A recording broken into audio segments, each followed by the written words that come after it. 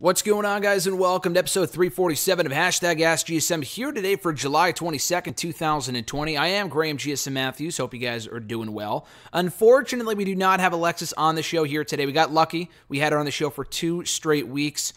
First for the 7-year anniversary live show 2 weeks ago, and then last week's episode for 346. That was a bit of a more...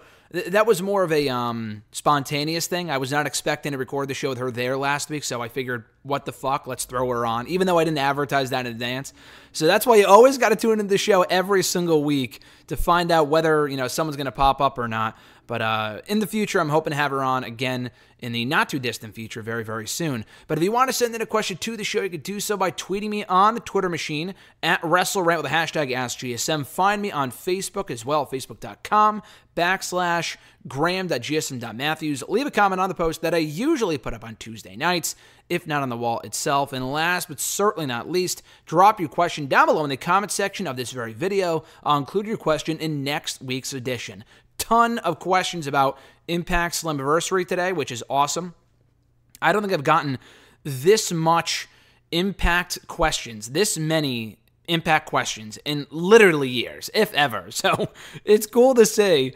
But before that, though, we go to YouTube from No Laura. They got 2 questions. First, favorite Smackdown vs. Raw video game, not the 2K series, and top 5 pay-per-view theme songs that you go back and listen to again. Before we go any further, I'm such a fucking idiot for not mentioning this earlier. Real quickly, though, bit of a cheap plug, as I always do in the show for the last couple of weeks. I have been doing for the last couple of weeks here in the show. DailyDDT.com. Check it out right now. My exclusive interview before NXT tonight with NXT star Karrion Kross could very well be the next NXT champion. I talked to Adam Cole when he was the NXT champion a couple of months ago. I talked to Keith Lee a couple of weeks ago when he was the NXT, or the day after he won the NXT championship. And I could be talking to the future NXT champion if things go his way tonight when he faces Dominik Dijakovic. So check out that exclusive interview right now on DailyDDT.com. I'm sure I shared it on the social, so check it out there as well. Just wanted to throw that in there. But as far as No Laura's questions are concerned, favorite SmackDown vs. Raw video game, not in the 2K series. Not that I would include any 2K game anyway. I think I own them all, except for maybe one. I don't think... I got the most recent one. The funny thing is that I always used to ask for them for Christmas and whatever, because I don't really care to spend my own money on, the video games. I will on other shit, but not the video games. Just because I enjoy the video games, I'll play them for a little while, and, then I'll just not get tired of them. I just don't have the time to play them. I got the game this past year. Didn't ask for it. I got it anyway. I guess my mom thought I would want it, so I played it for a little while. I haven't had a chance to play it in months. And when we were playing it, Alexis, her brother, and I, it would crash constantly. It crashed at least 3 or 4 times. And it was a fun game to play with other people, but it was always crashing. It was annoying. I don't own an Xbox. My brother does. Her brother does. But beyond that, I just don't have the time either. So anyway, going back to the SmackDown vs. Raw question, this is a clown question, because you guys know, anyone who has known me long enough knows that I love with all my heart, probably my favorite video game of all time, SmackDown vs. Raw 2007, specifically for the General Manager mode. Now, I know 06 and 08 have GM mode as well. 06, it was just starting out. They have a very good roster. 06 has Jericho, Christian, Big Show. Not that I give a shit about Big Show, but those guys are in the game, even though they're not in 07. And 08 has Punk, MVP, and a few others that aren't in 07. 07, though, it has a great roster, a good hybrid of both games. They still have Kurt Angle, among others. The GM mode is just picture perfect. The 08 one, they kind of watered it down to the involvement of ECW. Then it just kind of gets confusing, and then you're playing every single day of the week, and just, it's too much. I always loved 07, and I still play it when I can. I haven't played it in a long time. So here's the thing with 07. I actually recently bought a copy of SmackDown vs. Raw 2007 for the PS2 from Amazon, and they don't sell the game anymore. I used to have 2 copies, and I don't know where they are. I think they're at another person's house where I'm storing my stuff. I'm not sure. It's the middle of a fucking pandemic. I can't go over there right now. I'm like, fuck it, I really want to play this game. I'll just order a new one. I had Amazon gift card money. I bought a new one from Amazon, or it was used, whatever. But it's still in pretty good condition because I got it in, in the mail through Amazon a couple of weeks ago. I tried to put it into my PS3, and maybe you guys can help me out here. I tried to put the game in my PS3, which is still in working condition. I haven't played the PS3 in a while, but it still works with movies and stuff like that. And it didn't read the disc. Now, I could have sworn I've put an SVR07 disc in there before, and it played it, and it worked.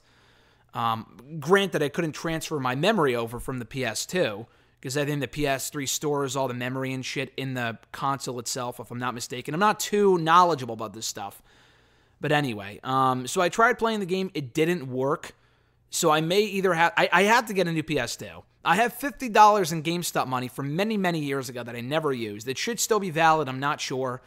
And it's not something I can order online because I have 2 different cards and you can't do that shit online. So I'm going to have to do it in person one of these days.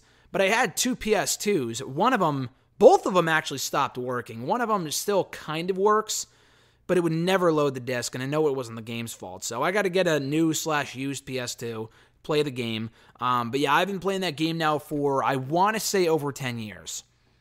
I got my first taste of SVR07 in, I want to say, May of 2009. And not that I've been playing on and off, constantly since. I have been playing on and off since then. When I first bought the game later that year for like scraps at frickin' Blockbuster Video, if you remember Blockbuster, or Hollywood Video, whatever it's called. It wasn't Blockbuster, it was Hollywood Video, which, and I don't know if you remember that, but we had one near where I lived, and I bought one, played it constantly, just in the story mode, and I had my own GM mode. Then I really started playing it a lot more starting in 2011, and then I had this ongoing GM mode for, I don't know, I want to say 6 or 7 years. Like, not in-game years. I'm talking about, like, real-life years until, like, 2018. I haven't played it, again, probably since 2017, 2018. It's been quite a few years. But I thoroughly enjoy that game. It's fucking great. It's timeless even to this day. And again, I enjoy the 2K games. 08, Smackdown vs. Raw 08 is really what I grew up on. That was the first wrestling video game. It wasn't the first wrestling video game I played.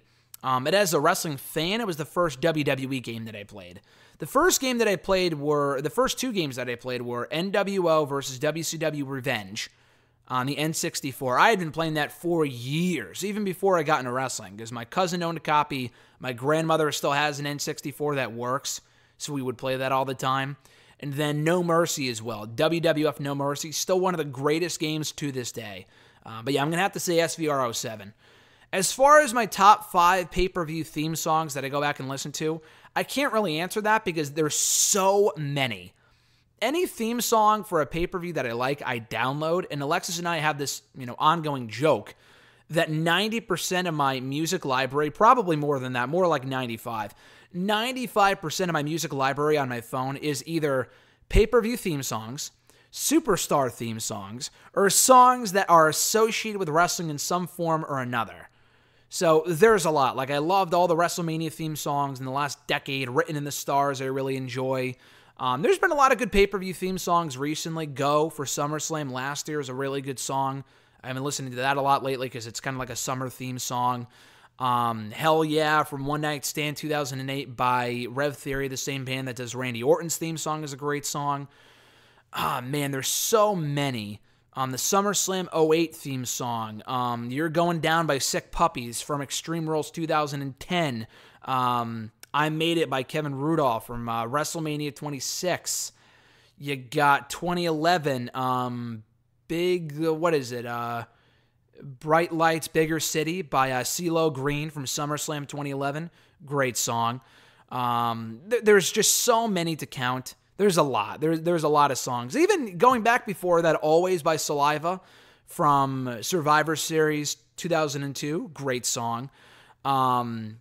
God, there's even more I'm not thinking of. Cobra Style from SummerSlam 2006 is a great song. My Way by Limp Bizkit, of course, from WrestleMania 17. How could I forget that one?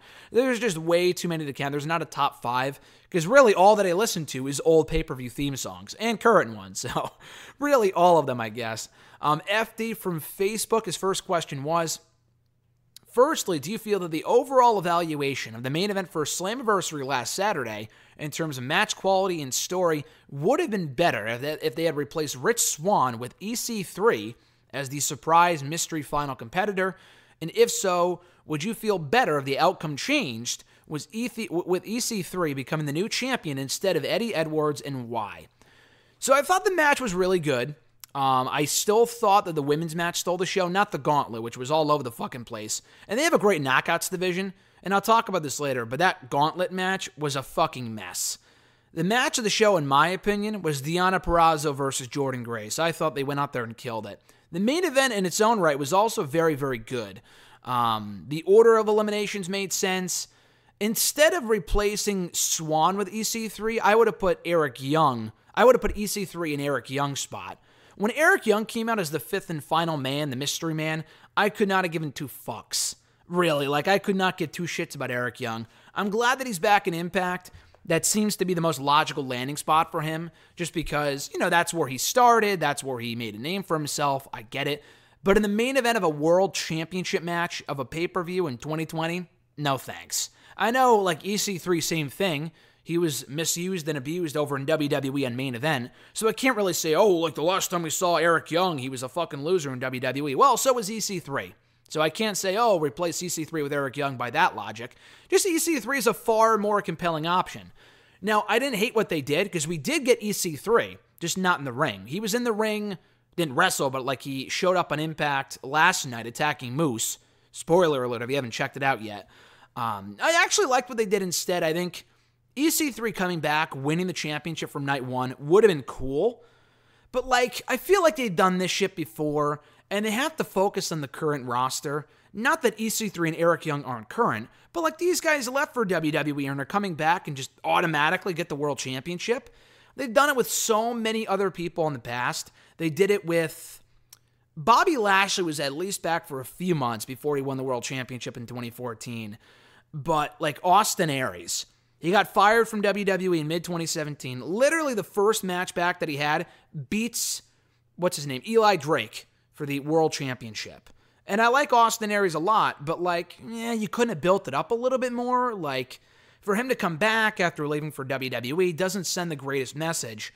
And then they did the same thing, not that he left for WWE because he was never in TNA prior to this, but Alberto El Patron, literally the first match in that he has, wins the World Championship. I think he was stripped of it or it didn't count because there was a referee botch or whatever. I think it was all part of the storyline, all part of the angle, but that bothered me too. I hate when people come in, win the championship from day one, especially if they're people that were there, left, and then came back, that left for greener pastures, seemingly initially. So anyway, it would have been a good idea. I was hoping for EC3 to be that mystery man and win the world championship, but in retrospect, I like the decision to put the belt on Eddie. Eddie Edwards is a former Impact World Champion, but this guy does not get the credit he deserves. I was watching the show last night with Alexis, and he is not a great talker, but he's a great wrestler. And this is the only guy, for the most part, that has been there through the thick and the thin with Impact, TNA, GFW, whatever the fuck you want to call him, and has done it all. He's a former, I don't know if he was the Grand Champion, whatever the fuck that thing was called, the Impact Grand Champion, but he is a former multi-time tag team champion, X Division champion, now world champion. He won it a couple of years ago, but it's been over 3 years since Eddie Edwards held that championship. He's feuded with practically everyone in that promotion and more. He's feuded with people that aren't even there anymore. He's reliable. He won't leave. He actually passed, I believe, on a WWE offer a couple of years ago to stay with Impact back in 2018, 2017, I think.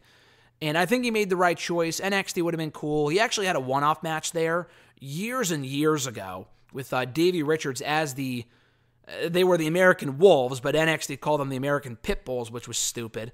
They faced the Ascension in a squash, and it was cool to see him, but they ended up going to Impact a couple of months after that. But anyway, he's a guy that is, old, reliable in Impact. He's been there. He's done it all. He deserves another shot with that World Championship. He had a good run the first time. He didn't hold it long enough in order for it to be really that memorable, So it's cool to see that he's getting another shot with it now. And then EC3 is doing his own thing. He's feuding with Moose. Moose is feuding with old TNA originals, and EC3 is not an original by any means, but because he debuted in fucking 2013. It's kind of funny how we look at EC3 as being a TNA original, or some people may consider him to be such. I guess because he was a part of the old TNA, but he debuted a decade after the company came into the picture. He debuted around the time that AJ left. AJ's is a TNA original. Abyss, James Storm, Bobby Roode are TNA originals. EC3, probably not. But no, I didn't have an issue with that. Eric Young being in the match, I really could not give two shits for, but they furthered the story. He's going to be feuding with Rich Swann. I get it. That's fine. But yeah, I think EC3 not winning the World Championship on night one was probably for the best. They can build up to that, and he can do his own thing right now with Moose, which I like a lot. FD's second question: what are your overall thoughts in the North on the North's Impact Tag Team Championship reign, which, spoiler alert, actually just ended last night? Do you feel that the North has been the most successful tag team Impact has ever acquired and elevated the tag team division during their reign? Also, with the Good Brothers, Carl Anderson and Luke Gallows, coming into the tag team fray, do you see them elevating the Impact Wrestling tag team division going forward and potentially becoming the faces of their tag team division? They could in due time. As far as the North is concerned, they were really good champions. They had a lot of good matches for those tag team titles. I don't want to say they're the best tag team champions they've ever had. They aren't the greatest tag team that Impact has ever had. Because you got to realize when you're saying that, it might be in recent memory.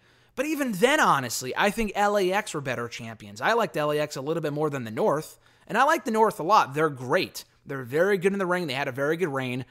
One thing you have to remember is that before recently, the guys were off TV for 4 months due to the pandemic. And they were on the show filming content from Canada, but they actually weren't defending the championships. That kind of takes away from it.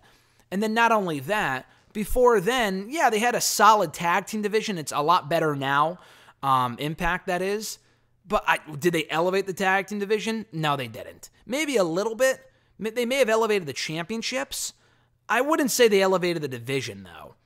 Just because when you say that, I think, their tag team division is one of the best anywhere right now. And I don't know if I would go that far. That's not to say that WWE's is, amazing. They have their own issues. NXT's needs a lot of help. AEW's tag team division speaks for itself. I wouldn't say, oh my God, Impact is the greatest tag team division anywhere right now. Because the North is great. They added Gallows and Anderson, which is good.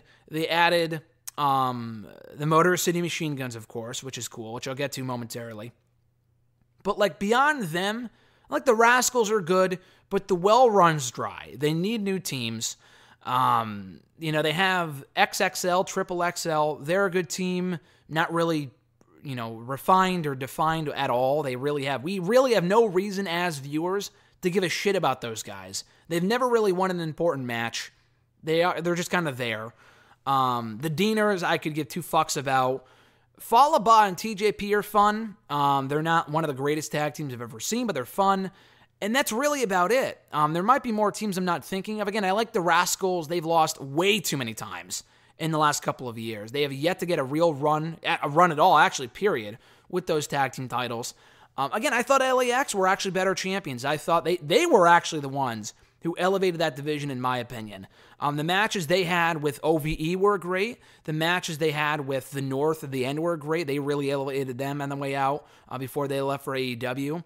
The matches they had with the Lucha Bros early last year, late 2018 were great. The matches they had with the original LAX, Homicide and Hernandez, were great. They had a lot of good matches. Many more memorable matches, in my opinion, than the North did. So you can't say, are they the most successful tag team Impact has ever acquired? Yeah, they broke the record, but that really doesn't mean anything to me, honestly. It's cool, and they deserve it, but are they the best tag team in Impact history? The answer is no. LAX was better. Beer Money will always hold a very special place in my heart. Impact's tag team division from I want to say 05, 06 through 05 08 or 09 was top tier, the best anywhere. Period. They had the Dudley Boys / Team 3D. They had British Invasion, who were great. Beer Money, LAX, Motor City Machine Guns. So many teams I'm not thinking of. America's Most Wanted, also involving James Storm. Just so many good tag teams that are better than the teams that they have now. So I can't say they elevated the division more than any other team in Impact history, but they were very good champions for what it was worth. Let's see. Their next question, FD's third question here. Out of all the knockouts right now in that division, who are some of the wrestlers that you feel could potentially have the brightest future for the company and why? That's a good question. They have a very stacked knockouts division. You know, some are better than others. I could not give two fucks about Havoc. I think she's terrible. I think Katie Forbes is even worse. Oh, God, she's so bad. I'll get to that later. I know John Ritlin asked the question about Katie Forbes. I cannot wait to go off on that. But as far as women that they have that are very good, who could be the future of that promotion, I mean, not that she's the future, because she's kind of the present at being the current Knockouts champion, but Deonna Purrazzo was great. That's been known for a long time. NXT never really did much with her, unfortunately. But she is very, very good. Cool to see her getting a shot to shine in Impact, and she made the most of the opportunity. She's done very well so far. They've booked her as a star, so props to Impact for that. And she won the championship on Saturday's Slammiversary pay-per-view, so that was cool to see. So she's one that stands out. Kylie Rey is also great. You may have seen her in AEW for, a blink and you missed it. She was there for like 2 shows, not even. But she's now in Impact. She's done very well. I like her a lot. The happy-go-lucky babyface shtick, it's a little too over the top at times, but, whatever, it's fine. I enjoy her. She's very good in the ring. And then one name you might not be expecting, Kyra Hogan. I'm a big Kyra Hogan fan. I have been for a while now. She is very, very good. Unfortunately, the issue with Kyra Hogan is that they just kind of position her as a stepping stone in that division. They bring in all these new women, and they always have them beat Kyra Hogan. I like what she has going on right now with Tasha Steelz. I like that alliance. But they got to start building her up. She's still relatively green, but they've had her for about 2 years now, and it wasn't until she went heel about a year or so ago that she really started to shine. She's very good. She's a work in progress. I'd like to see more from her.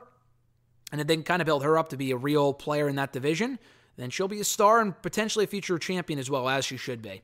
FD's fourth and final question here.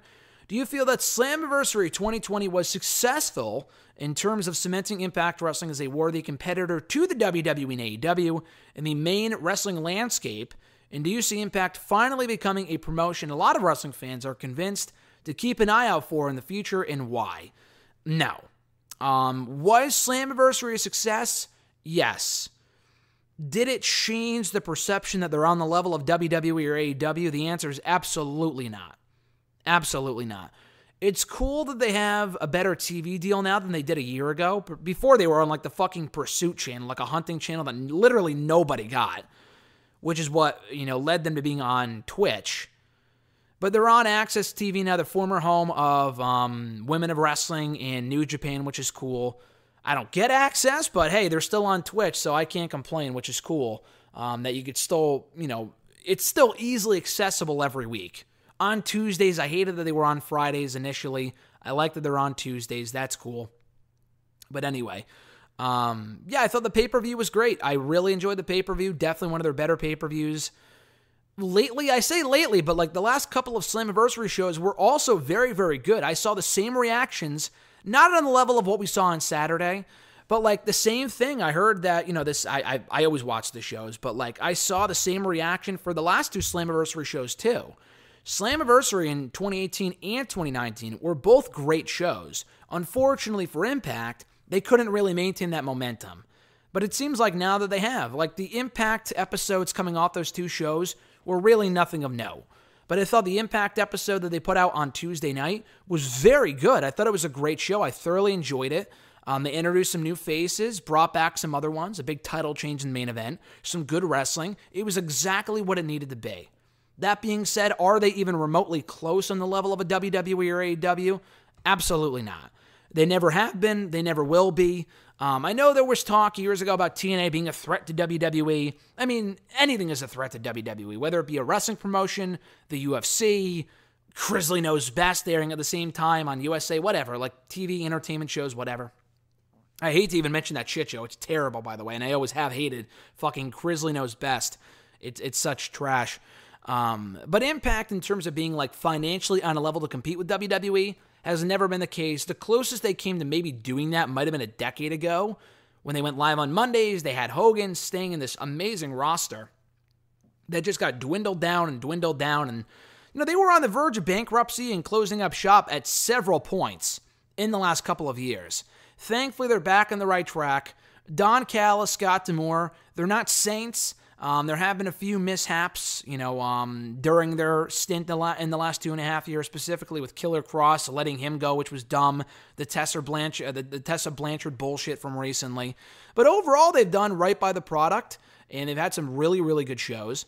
And it's cool to see. But, they have more buzz now than they have in probably at least 3 or 4 or 5 years. Easily. That being said, will they ever be able to compete with WWE or AEW? No, of course not. They're on Twitch. They're on a channel that no one really gets an access. More than most, but not as much as TNT.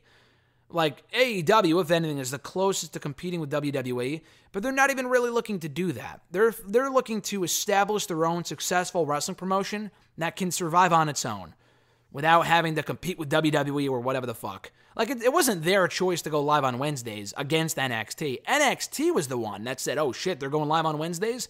We should compete with that. If AEW had the shot, if they had the chance, they would have gone to Tuesdays. I know Impact is on Tuesdays now, but they only moved to Tuesdays because SmackDown moved to Fridays. For a fact that they would have gone to Tuesdays. I know they were attempting to trademark Tuesday Night Dynamite, if they had the opportunity, but I guess TNT, I'm not really all that familiar with the network, but they air a lot of basketball on Tuesdays, Thursdays, and I think Saturdays or Sundays. So Tuesdays and Thursdays were unfortunately out of the equation. So Wednesdays it was, with Raw being on Monday, with Raw being on Mondays, and SmackDown being on Fridays.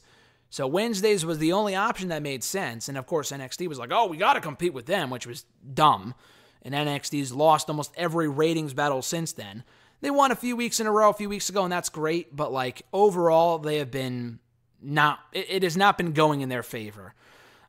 So, anyway, back to Impact. It's cool to see them doing their own thing, but for this to even become a question of them competing with any other company right now is laughable. At noob_n_co 1991, what are your thoughts on the controversial ending in the Raw Women's Championship match at Extreme Rules? And who will be the real Raw Women's Champion next week? I fucking hated it. Now, I know why they did it. I know they did it because they want to, they wanted to get people talking about the pay-per-view and get people looking forward to Raw the next night. I feel like when you do shit like that, the ratings didn't even increase that much. Like, the post-pay-per-view shows, the ratings usually improve anyway.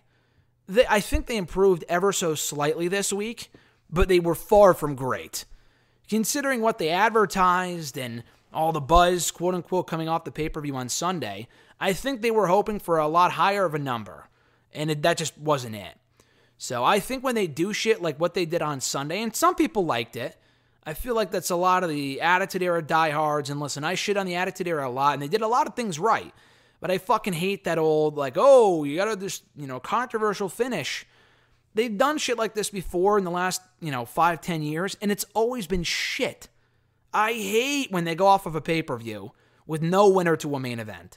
I fucking hate it. And now I know this wasn't the main event, but it was still equally dumb, because why wouldn't some authority figure, I know Stephanie popped up on Monday, but where was she on Sunday to pop in and say, listen, Asuka's still the champion. There's bullshit about Bayley putting on the shirt and counting Sasha, the 1, 2, 3, and giving her the title. No fucking way. I hate authority figures, but that's why you need them. Because William Regal will never let this shit fly in NXT. I'll say that much right now. But yeah, I did not like the finish. I thought it was shit. I know why they did it, but there are other ways of doing that, like having maybe Asuka. I didn't love the finish to Asuka and Nia Jax at the Backlash show. Was it a no contest? Yeah, I thought that was shit too. But if you have Sasha get counted out, or Bayley interferes and inadvertently costs Sasha the win, maybe they don't want Sasha to get beat twice. I don't know. But I thought it was dumb. I feel like that type of finish does more to turn people off on the product than it does to convince them to turn on Raw every single week. So I didn't like it at all. Although I thought the match was great. And to answer the second part of your question, it's obviously going to be Asuka. I don't want to see Asuka lose the championship to Sasha to prolong the Sasha Bayley program. I've said this God knows how many times now. Bayley has beaten everybody, including Nikki Cross, again on Sunday. So you can put the belt on Sasha, and that's great and all, even though she's a SmackDown superstar, which is bizarre. I know she's one half of the tag team champions, but she should not be the Raw Women's Champion. That's taking it a step too far. I like the story of what they're doing with Sasha and Asuka, I really do. But Sasha should not win the championship. I like the tease of her winning the championship. I don't like the actual idea of her winning the championship. Asuka's had a good thing going. There's way more opponents for Asuka to face than there is for Sasha right now being on SmackDown. I don't like that idea at all. So Asuka should win. And kind of to answer another question of yours, if Shayna Baszler versus Asuka happens at SummerSlam, do you want to see Shayna as the Raw Women's Champion or Asuka keep the title? That's a good question. So Asuka should win next week, to answer your first question from earlier, to set up Asuka and Shayna for SummerSlam. I've said that for months now. I thought they were holding off on Shayna coming back to face Asuka, but I highly doubt that was the long-term plan. I feel like if it was, we would have heard about it, or she would have at least been on TV. To keep Shayna off the show for like 2 months, over 2 months, just to build her up for SummerSlam is counterproductive. Because if you want to build her up for that spot, you have her at least on Raw. Maybe not on the pay-per-views, but at least on Raw, beating women, cutting promos. To have her go persona non grata completely ruins any momentum that she had earlier this year, which was already out the window anyway. When she lost at the Royal Rumble, she lost at WrestleMania, and she lost again at Money in the Bank. Asuka holding the championship for a little while longer past SummerSlam isn't a bad idea, but I feel like this is more about Shayna. I feel like if Shayna endures another big loss, not that she's done for, but like it does not look good on her at all. Like that's 4 high-profile losses in the span of 6 or 7 months. That's not good.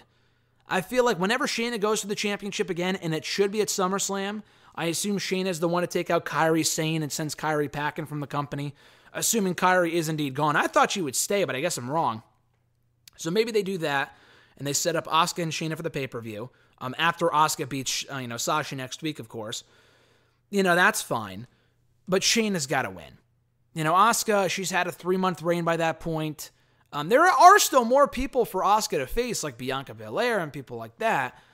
But I feel like Shayna cannot continue to lose. Like, I guess you can not have her win at SummerSlam and then have her win at, like, the next pay-per-view.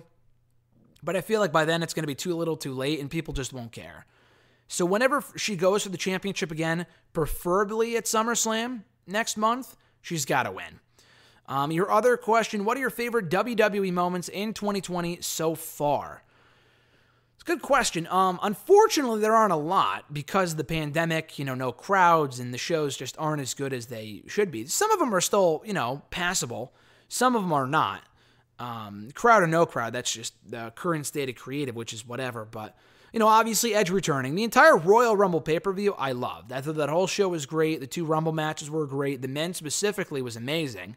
Maybe my favorite Rumble of all time, and I've been to one, so that's saying something. But yeah, I love that show. I love that match. Edge returning probably leads the list. I've really been digging, not really a moment, but I've really been digging what they've been doing with MVP and Bobby Lashley, and now Shelton Benjamin. I really like that idea of pairing those guys up together. As far as other moments, McIntyre winning the championship was cool, albeit with no crowd, whatever. The Boneyard match I thought was awesome.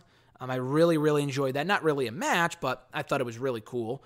I enjoyed the Money in the Bank stuff with, the WWE headquarters. I like that. Not really a moment, but I enjoyed it. I'm trying to think in the last couple of months. You're saying moments and not matches. Like, I liked Edge and Orton at the Backlash show. Not so much at WrestleMania, but at Backlash, I thought it was a great match.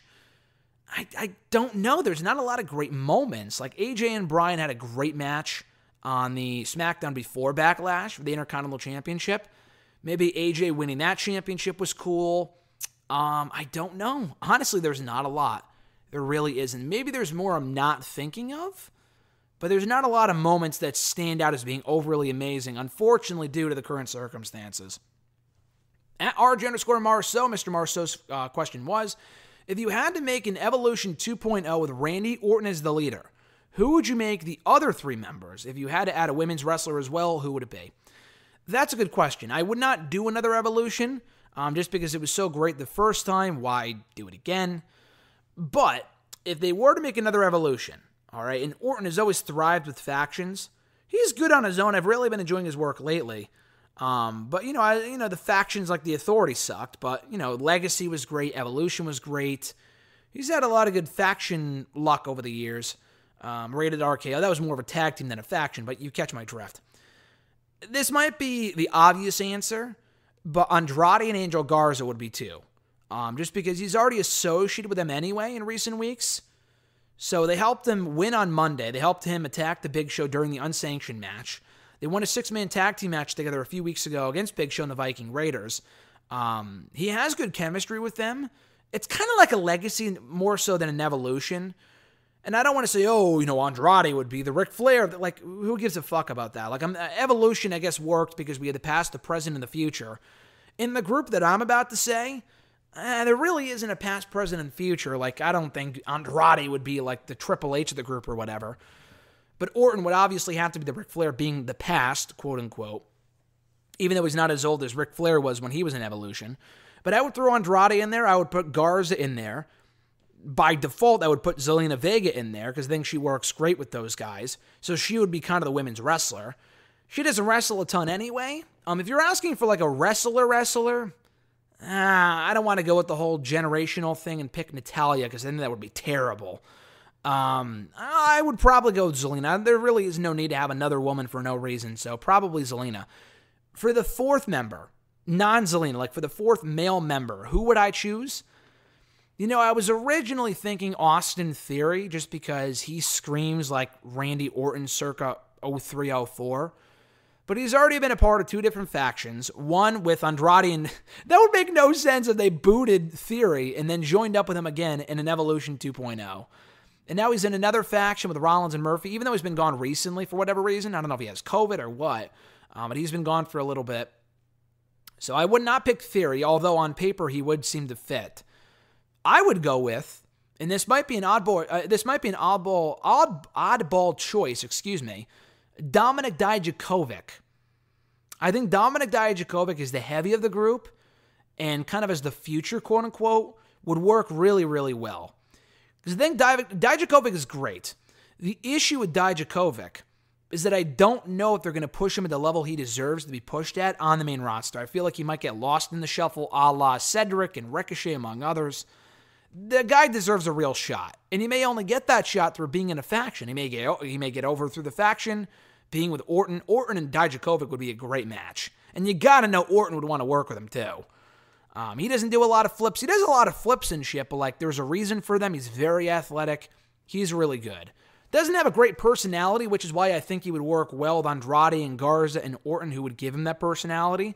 Like Batista, he had no personality when he first debuted in WWE, but being in Evolution really helped with that, helped him develop that personality and charisma and whatever. So Dijakovic would be my fourth member. John Ritland from YouTube at Reborning, and check out his channel, Real Honesty with John Ritland. Great content as always. His first question was, so about Slammiversary, I feel it was a decent show with a few standout matches, but I want to ask about the gauntlet match. Was it really messy or was it just me? Also, who thought it was a good idea to put Katie Forbes in the ring? So this is what I was alluding to earlier. I fucking hate Katie Forbes. I hate Katie Forbes. I'm sure she's a nice woman. I met Rob Van Dam about a year and a half ago at WrestleCon. I met him initially about 4 years ago at a chaotic wrestling show. He was cool then. He was cool. The latest time I met him, I had him sign my Intercontinental Championship belt. The issue is that, and she was there and whatever, and again, she's nice. As a wrestler, she's fucking terrible. Why they even put her in that match, I don't know. She's bad, and the whole twerking gimmick is terrible. I'm not exactly sure who that's supposed to appeal to and whatever. Impact, they're really playing with fire here, because they got booted off of Twitch when they essentially tried to do a live sex celebration with RVD, Katie Forbes, and her girlfriend, their girlfriend, whatever, on Twitch a couple of months ago. They legitimately got booted off Twitch for that.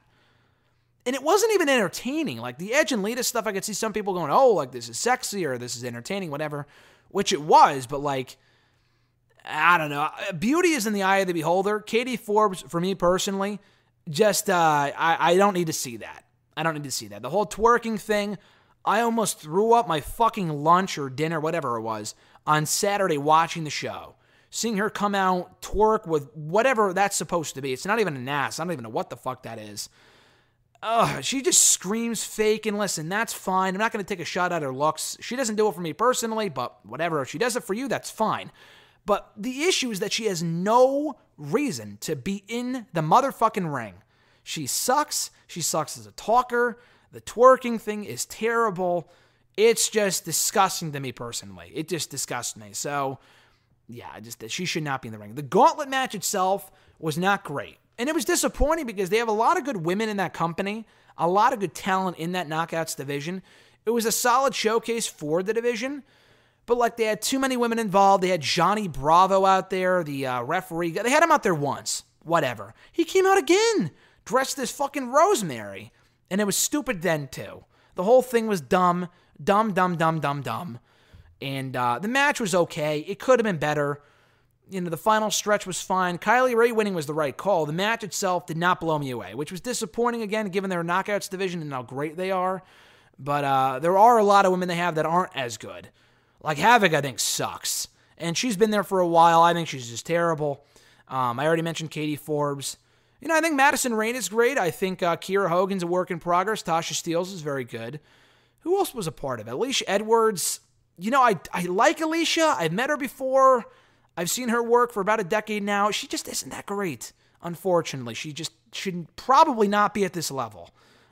She's not great either. So those are my thoughts in the gauntlet match.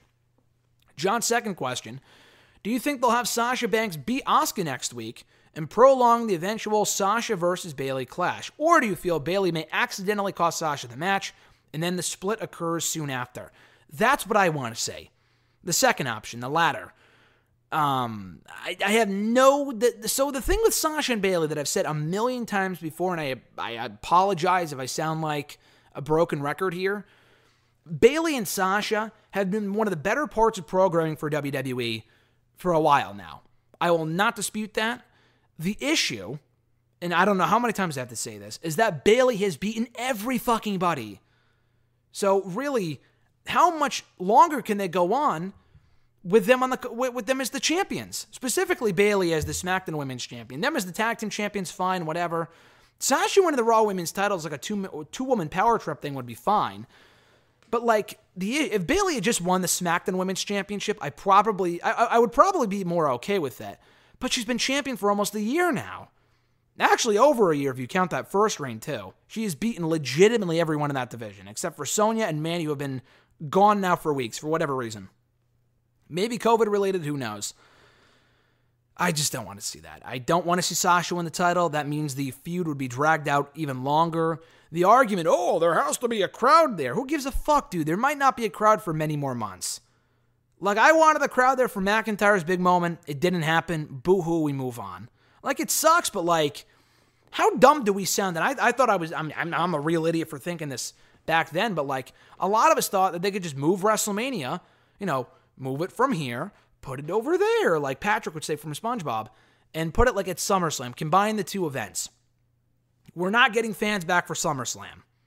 So, I don't know why you would think, let's postpone it till WrestleMania. Dude, WrestleMania might also be in the PC. So what's the point between doing it? What's the difference between doing it now and 6-7 months from now? It's going to be even worse. Like, you got to strike while the iron is hot. If you do the match 8 months from now, Bayley might get hurt. Sasha might get hurt. How many fucking times have we heard, Bayley and Sasha's being put on the back burner for a future date, and then they never do it? They've been teasing it for literally 4 years now on the main roster. You gotta fucking hurry up and do the match. There is no reason to keep prolonging this shit. And it's been entertaining, but I don't know what else to do with Bayley as champion if she reigns as champion for another 6 months. I think that's stupid. So no, Bayley I do think will accidentally cost Sasha the match, which is what I thought we would see at the pay-per-view. But they want to drag it out, get into the Raw match out of it, boost ratings, whatever. That's fine.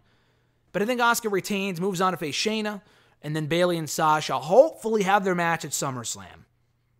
And they have enough time to build it up. I mean, I know it's only 3 or 4 weeks, but how much time do you really need? They've been building up this shit for months, years even. So I don't want to see it saved for Survivor Series or the Rumble or even WrestleMania. Do it at SummerSlam on almost the exact 5-year anniversary of their first TakeOver match, which I was in attendance for in Brooklyn. Unfortunately, no crowd. Won't be in Boston, Sasha's backyard. That's probably why they'd be postponing it, because that's why they would have done it there in the first place. But the problem is that there are no fans, so it's not going to matter whether it's now or in 6 months. There probably won't be fans even then either. So I would just do it at SummerSlam. John's third question. One more question about Slammiversary. Do you think WWE is kicking themselves for not utilizing Deonna Purrazzo better? I don't think they give a shit, honestly. I hate to say that, and Deonna's great, but, like, I don't think Triple H is sitting there saying, oh my God, we really missed the boat with Deonna. Like, they don't give a fuck. Like, it's the same thing with Jon Moxley. I mean, did they lose a big star in Moxley? Sure. But, like, I'm sure they're not sitting there saying, oh man, we really missed the boat with him, because they knew how good he was when he was there. They just had no plans for him. They had no desire to push him past a certain level. And Deonna, the same thing. They knew how good she was when she signed. It's not as if the case that I would relate that to would be if, like Kenny Omega, for example. Kenny Omega is great. I think they let him go. I don't think he left. I think they let him go from developmental. That's a case where it's like, oh shit, we should have kept this guy. He could have been a big star for us, blah, blah, blah. That would suck. But like Purrazzo, she was already established well before she came to WWE. She had been doing her thing for years. They knew what they were getting themselves into when they got her. It was their fault for not utilizing her better. It sucks. I mean, she's also to blame for signing there in the first place, thinking that should be any different than anyone else. And some people break through, some people don't. When you sign there, you have to realize there's a very good chance that they're not going to use you to your full potential. You have to know that. And I think Gallows and Anderson kind of admitted to that. I'm not really sure. They obviously did it for the money. Deonna didn't really make it sound like she did it for the money. She did it because it was her dream job. All right, you gave it a shot. Didn't work out. Time to move on. This whole anti-WWE bullshit, it's so boring now. Like, it's tiresome. Like, these people, I blame the company for not utilizing these people better. And it is dumb they sign people just to sign them. Like, I guarantee you, a big reason as to why they signed Deonna Purrazzo was to get her off of All In. Because they had the chance to sign her in the first Mae Young Classic, which she wasn't even a part of, and they didn't do it then either. So it was more a matter that they just didn't want AEW to have her or All In or whatever, and they didn't, and they don't, so she went to Impact instead now. But it's also a case with her where it's like, this is 2018, this ain't 1995, like, you got to know when you sign there's a good shot that they might not use you, and they didn't, and it sucks. And I don't think Triple H is sitting there crying at night looking at a picture of Deonna Purrazzo saying, oh man, we really missed the boat. They don't give a shit. Like, they have just as much talent there as Impact does. They have, I mean, if they lost like their entire women's division, that's one thing, but like they still have Candice, Mercedes Martinez, Rhea Ripley, Tegan Nox, Dakota Kai. I think I mentioned Candice. The list goes on and on and on. They do not need Deonna Purrazzo. It's a shame that she left. It's great that she's, going on to bigger and better things. But I highly doubt it's a case where it's like, oh man, we really missed the boat. They don't give a fuck. Like, they have an entire division of women that they could plug in there. Santana Garrett is the new Deonna Purrazzo. And I can't wait for the inevitable shoe interview from Santana Garrett saying, oh man, they really didn't use me. No, they didn't. Why the fuck you think they signed you in the first place? Was to get you away from AEW. It would be cool if they pushed her. If they don't, I would not be surprised with Santana. And Deonna's no different, so... they have women that are as good, if not better than Deonna. I don't really think they care, but it is cool to see Deonna doing her thing in Impact, winning the championship within a couple of months. That's a big deal. And the match was great, so at least she's finally being utilized at the level that she should be. That's great to see. At Golden Ace Okada from Twitter, with the Motor City Machine Guns winning the Impact Tag Team titles, who do you see them feuding with after the rematch with the North? Good question. Again, they don't have a lot of teams. They do have a lot of teams, just not a lot of teams that I give a fuck about. Like, I don't really care about the Deaners or Triple XL are okay. They're kind of growing on me, but, whatever. Fallah Bahh and TJP. The Rascals, maybe, but they already beat the Rascals. So only two teams come to mind. One, Gallows and Anderson. That's inevitable. The Motor City Machine Guns might only be holding that titles, might be only holding those championships to keep them warm for Gallows and Anderson at some point. And then also Ace Austin and Madman Fulton, who actually Gallows and Anderson are currently feuding with. They're a good team. Ace Austin, he unsuccessfully challenged for the World Championship. He already held the X Division title. Hasn't really done the tag team thing yet. I think that'd be cool. Have them feud with the Motor City Machine Guns. Maybe it's a three-way feud with all three teams. So, those are the teams that come to mind. Maybe Rhino and Heath Slater at some point. Heath, whatever they're calling him. Heath Miller, which is his real name. That could work at some point, but I think eventually. They're probably going to be dropping the belts, if I had to imagine, to Gallows and Anderson eventually. Who do you see Chris Bay defending the X Division Championship against next? I'm looking at the roster. They don't have a lot of names that come to mind, to be honest with you. Like, he's a heel, first of all. So that kind of eliminates, Eric Young or Ace Austin. The only two people that come to mind are Rich Swann, who's currently feuding with Eric Young. So that probably won't happen anytime soon. That would be a cool match. Like, Chris Bay beat Rich Swann's partner, Willie Mack, so that would make sense. The only other name that I could see on the roster that would make sense is Trey. And Trey's already gone for the championship. I don't really want to see Trey with the title. Trey's cool and all, but, I associate him with the Rascals, not being this breakout single star winning the X Division Championship. Maybe Desmond Xavier, excuse me. I like him more than I do Trey, personally. And I don't really care about who's the other guy, Wentz. I don't really give a shit about him. But, yeah, maybe Trey, Rich Swann eventually. I really don't know. They're going to have to bring in some more X Division guys because they boosted their ranks quite a bit with the signings they made. EC3, Eric Young, Kurt Hawkins maybe, Brian Myers, whatever. Maybe Brian Myers, would he constitute as an X Division competitor? I don't know. I think he's over 205. It's not a cruiserweight thing, but maybe Brian Myers, but I don't really want to see maybe. I don't really care to see Kurt Hawkins win the X Division Championship, so I don't know. Time will tell. At Jeremy8911 from Twitter, thoughts on the Motor City Machine Guns returning to Impact, and do you think WWE dropped the ball by never signing them? Absolutely. Absolutely. Dude, I wrote a whole article 5 months ago, I remember, for Daily DDT, it's still up, about how NXT should absolutely sign the Motor City Machine Guns. It made no sense to me. Unless Alex Shelley just refused to sign, which is fine. Some people just prefer to be, freelancers, free agents, whatever. Kota Ibushi, for the longest time, was one of those people. He wanted to do the Cruiserweight Classic, do some matches in NXT, but never actually signed there. He was with New Japan for a long time as a free agent, never signing with New Japan until a year ago, a year or two ago. And Alex Shelley might be the same thing. Alex Shelley, I think, might be the only guy in 2020 that has appeared for Impact, Ring of Honor, and WWE. That's pretty fucking cool. But it made no sense to me, unless he actually outright declined the contract, which I never really got the sense that he did, that they never offered him a deal. Kushida is doing nothing right now. The kid, the guy is kid. I think he's young, but the guy's 30-something years old. I say kid because he looks a lot younger than I think he actually is. But the guy's been there for, a year and a half, and they've done nothing with him. Kushida's been sitting and catering for the better part of the last year and a half. Why wouldn't you sign Alex Shelley? And their tag team division is shit. Why wouldn't you sign Alex Shelley to reunite with Kushida? You sign Alex Shelley, who's great. You give Kushida something to do. And it helps out the tag team division. Voila. Does it make too much sense to not do? Or at least sign the Motor City Machine Guns. Now, I know Chris Sabin's been out hurt, I think, for the better part of the last year and a half. They were with Ring of Honor previously, and then Alex Shelley kind of retired, sort of, not really. To do his own thing in medicine, which is cool, but I think they never reunited previously because Sabin was always hurt or busy or whatever, which sucked, but they are back together now. And yeah, WWE really should have signed them. I mean, NXT needs tag teams, and I think they'd be great for NXT. But hey, it's cool to see them back in Impact, winning the tag team titles, their first set of tag team titles in in Impact in a decade. Since, I think they lost the titles to Beer Money back in early 2011. That's a long time ago, though. That's a long time for one of the best tag teams ever. One of the best tag teams in the world right now. So they're great.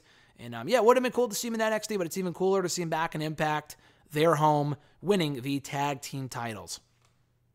At Jeremy8911, again, when Apollo Crews returns, do you think he should turn heel and join the Hurt Business and feud with Mustafa Ali over the U.S. title? That's a very good question. I actually like that a lot because you're right. I was thinking on Raw, during Raw this week, during that 6-man tag team match, they have a lot of up-and-coming baby faces where they don't really need to keep Apollo Crews face. Ricochet and Alexander kind of doing their own thing as a tag team, but they could be single stars tomorrow and could be involved in that U.S. Championship scene. Mustafa Ali kind of fills in the role that Crews would have as the biggest baby face in that mid-card because he's great. He should be champion at some point. they don't really need to keep Cruz as champion. I feel like if you keep Cruz face, then someone's going to get overshadowed. Whether it be Cedric, Ricochet, or Mustafa, someone's going to get overshadowed. So yeah, I would turn Apollo heel. I don't know for what reason he would have to turn heel and join MVP and Lashley, just because they were the ones who put him on the shelf in storyline in the first place. But yeah, to fill out their ranks as their fourth guy, Cruz, Cruz, Shelton, Lashley, and MVP, I think that's fucking money. I really do. I think that's awesome. I just don't know what reason you have to turn him heel and join those guys. I want to see it. How do you explain it, though, is the question. But to answer your question, Cruz and Ali over the U.S. Championship with Cruz as a heel, I think would work wonderfully. With Ali eventually winning it, because that guy's very good too and deserves a singles championship. The fact he never won the Cruiserweight Championship never made sense to me. It might have been more a matter of timing for when he was going for the championship, but Ali is great. Like, that guy needs to hold gold at some point, and the U.S. Championship just might be it. At Tong the Chong from Twitter, do you think it's smart for Impact to be relying so much on the TNA branding after fighting so hard for so long to get everyone to forget about it? Yeah, I just don't understand that. I don't get it. Like, they try to condition people for so long to say, oh, it's Impact, it ain't TNA, it's not GFW, we're Impact. And now they've been relying on the TNA initials now for like a year, for a long time. Now, if they want to do the TNA one-night-only show and whatever, which they were going to do over WrestleMania weekend, which I was pretty interested in that. It was cool to see, them doing a reunion show with the old TNA initials, whatever. That being said, I don't know. I just if you really want to move on, you gotta stop with the TNA bullshit. The Moose stuff makes sense. I get it, but like, I still don't know what to call it. Like, RJ texted me earlier saying that he watched Impact last night, but he said he watched TNA. People will always know it as TNA, but the fact that they openly call it TNA, I'm not saying they should ignore their history, but like, to continue using the words TNA on every episode every week does not do a lot to change the perception that they're not TNA anymore. So yeah, I think that is a bit silly. At Iwagu91, considering how much of a butt monkey, which is someone who's been frequently mistreated, I've never heard that before, Byron Saxton is it easy to forget that he was an in-ring competitor at one point?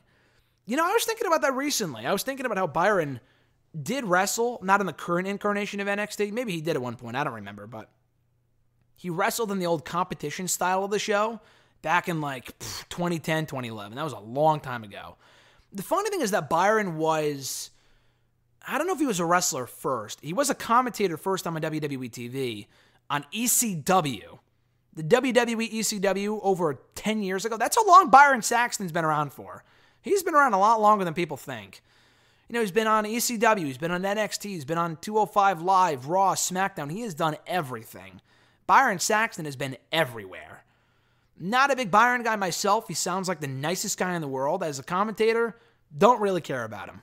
But yeah, it is easy to forget that he used to be an in-ring competitor.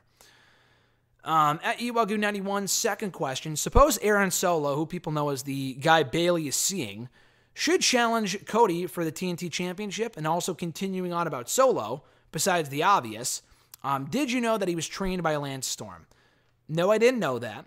To correct you, you said that he was the guy that Bayley is seeing. He's not seeing Bayley. He's married to Bayley, and they've been married for several years now.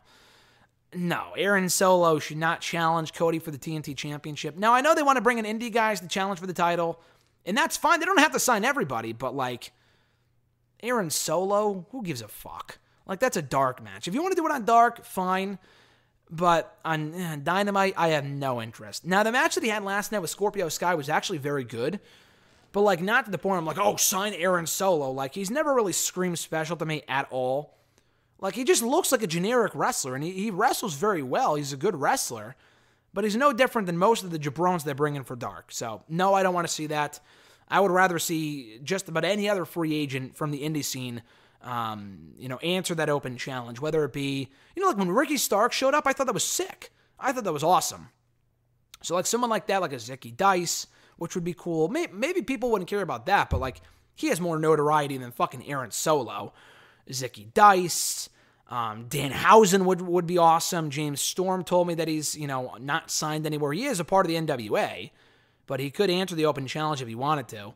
Obviously Matt Cardona. I've heard Cassius Ohno's name thrown around. Chris Hero, that is. There's a lot more people that I would rather see answer that open challenge before Aaron Solo. His last question, your thoughts on the ratings of Raw 1 week before this past week's episode. So you're talking about last week. The ratings just keep going down, down, down, down, down. There's some weeks where they improve marginally, ever so slightly. But for the most part, they have been in the shitter for a long time now, and it's not getting any better. And in fact, they're getting far worse. They've lost literally millions of viewers in the span of like 4 or 5 years. Excuse me. So that's not good. That's not good at all. But the ratings suck. At Scarlet1 from Twitter, best and worst of the Wednesday Night Wars number 40. Oh shit, I forgot to write down what happened last week. From NXT, I just remember the Shotzi Blackheart Indy Hartwell match wasn't great, but it's cool to see Indy maybe joining the Robert Stone brand. Cameron Grimes and Damian Priest didn't really live up to the hype, in my opinion. It was a good match, but it wasn't the all-out great match that I know they can have, so that was kind of disappointing. The Keith Lee, Dominic Dijakovic match for both belts was great. The main event was awesome. I loved Io Shirai and Tegan Nox. I thought they had a great match. From Dynamite, trying to think what happened, honestly. The Kody Sonny Kiss match was all right. I thought, what was the main event? The Jericho Orange Cassidy stuff was, I don't really care to see the feud continue personally. What was the main event? I don't remember.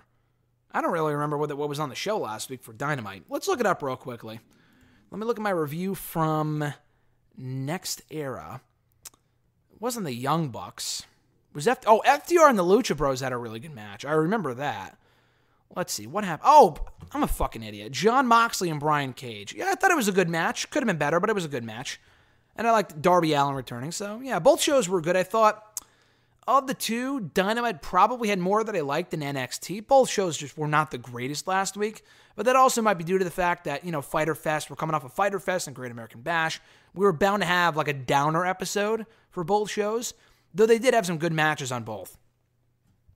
Best and worst of Slammiversary and the horror show at Extreme Rules. God, I fucking hate that. For Slammiversary, I enjoyed the show overall. Great to see Motor City Machine Guns back. The EC3 vignette at the end was cool. The main event was very good. The women's match stole the show. Purrazzo and Grace, that is. The worst, I thought Moose and Dreamer just was exactly what I thought it would be, and that's not to say that it was good. Tommy Dreamer, I love the guy. He should not be wrestling. He was the first wrestler I ever met. He's one of the nicest guys I've ever met. Should not be wrestling an Impact pay-per-view in 2020. That's just a no from me. The Gauntlet match was not that great. And I thought Chris Bay and Willie Mack had a good match. So I thought it was a good show overall. Let's see. From Extreme Rules, I thought the issue is that I thought Sasha and Asuka stole the show. The finish was terrible, though. I actually liked the Swamp Fight. I'm going to be honest with you. I actually liked the Swamp Fight. It wasn't as great as the other cinematic matches. Probably the weakest so far. Aside from the Viking Raiders Street Profits bullshit. That was terrible at Backlash. But I actually liked the Swamp Fight, honestly. I liked Ziggler and McIntyre. I thought they had a very good match. I never really bought into Ziggler winning the championship, but it was a good match, I thought. I thought it was a very good match, actually. Continuing the streak of very good Drew McIntyre championship defenses. I thought the opener was fun, with Nakamura and Cesaro beating New Day for the tag titles. I thought that was cool. And then Bayley Nikki Cross was also well wrestled. So I honestly didn't think it was a terrible show. I thought it was a middle-of-the-road pay-per-view with some very questionable booking decisions. The eye for an eye shit, I didn't give a fuck about the stipulation, but Mysterio and Rollins also had a great match. Also had a very, very, great match. A very good match before that dumb finish. So again, a middle-of-the-road pay-per-view, didn't hate it. Some very dumb booking decisions, but overall, I thought it would be way worse than it was, so it was passable. Final two questions from @Misdemeanor6. Do you think this could be the first time Orange Cassidy will win a feud, will win a feud when he finally beats Chris Jericho? I don't think he will be Chris Jericho. I don't think he should be Chris Jericho, to be honest with you. Orange Cassidy, at the end of the day, is a fucking comedy character. I'm a big fan of his. I think he's very entertaining. Chris Jericho is the same guy that's gone practically unbeaten in AEW. I think he lost one singles match to Jon Moxley. Other than that, he hasn't lost a lot. So I don't think he should be losing to, of all people, Orange Cassidy. And even if Orange Cassidy wins, what do you do with the guy? Does he face Jon Moxley for the World Championship? The answer is no.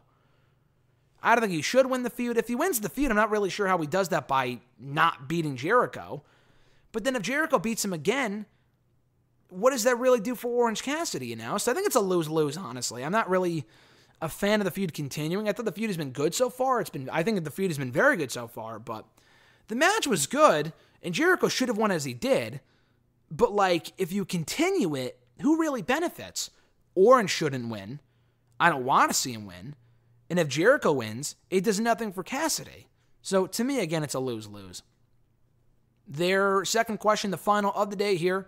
Despite putting on good matches and losing to the bigger names, do you see Jurassic Express winning a championship? I do. Absolutely. They are so popular. And I know there's no fans there right now, but they were one of the more over acts in AEW before the pandemic hit. So again, I know they don't really win when it matters most, but I think at some point, assuming AEW doesn't break them up prematurely, which would be dumb, and I like Luchasaurus a lot, but they gotta win the tag titles before they get broken up. I don't give a shit about Marco Stunt, really. He's a good fit for the group, but I don't give a fuck about him personally. I think if Jungle Boy and Luchasaurus should win, I think if, given how popular they are, they should absolutely win the tag titles at some point. So, hopefully they do. I'm not convinced that they will anytime soon. But at some point, I don't, like, for example, I don't see them beating the Young Bucks, especially after the Elite beat Jurassic Express last week. Not the Young Bucks, I'm sorry, Page and Omega. But at some point, I don't see why not. They're a great team. They were over previously when we had fans, and I think they deserve it. So hopefully at some point we will see that.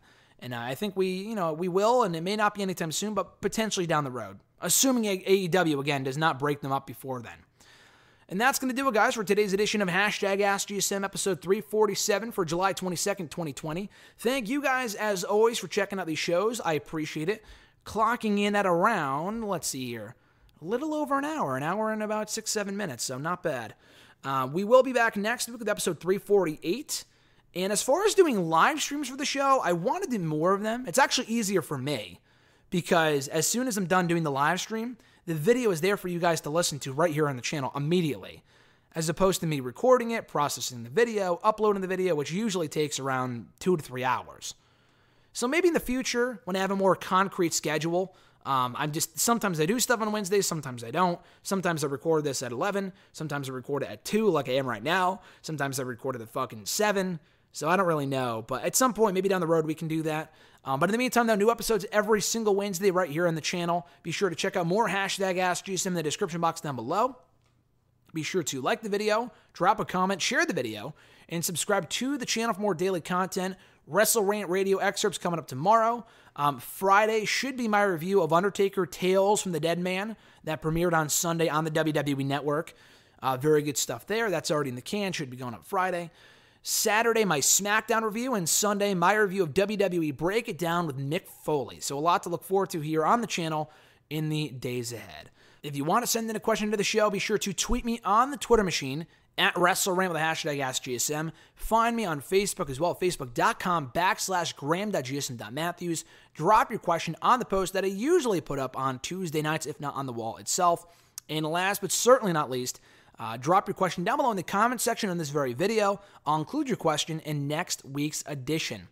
So, that's about it, except for one more thing. As I mentioned at the start of the episode, be sure to check out right now my exclusive interview with WWE NXT star Karrion Kross ahead of his match tonight on NXT with Dominik Dijakovic, which should be great. I had a very interesting time talking to Karrion.